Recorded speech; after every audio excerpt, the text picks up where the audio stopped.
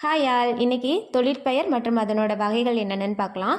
தொழிற்பெயர்னா ஒரு செயல் அல்லது வினையின் பெயராக அமைவது தொழிற்பெயர். இது எண், இடம், காலம், பால் ஆகியவற்றை காட்டாது. எண் 2 வகைப்படும்: ஒருமை, பன்மை; இடம், மூவிடம், தன்மை, முன்னிலை, படர்க்கை; காலம், முக்காலம்; பால் 5 பால். என்னென்னது?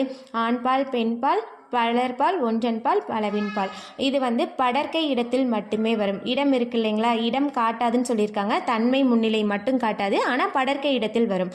எடுத்துக்காட்டு: ஆடல், நடிப்பு, எழுதுதல், ஓடுதல், பொறுத்தல். இதெல்லாம் தொழிற்பெயருக்கு எடுத்துக்காட்டு. இதோட வகைகள் பாருங்க, 3 வகை. தொழிற்பெயரோட 3 வகைகள்: விகுதி பெற்ற தொழிற்பெயர், முதல்நிலை தொழிற்பெயர், முதல்நிலை திரிந்த தொழிற்பெயர். விகுதி பெற்ற தொழிற்பெயர் அப்படின்னா என்னன்னா, ஒரு செயல், ஒரு வினை தொழிற்பெயர் விகுதியை பெற்று வந்துச்சுன்னா அது விகுதி பெற்ற தொழிற்பெயர். நடத்தல், இதில் அல்லுங்கிறது தொழிற்பெயர் விகுதி, நடங்கிறது வினை. ஓகேங்களா? நடத்தல், ஆட்டம், வாழ்க்கை.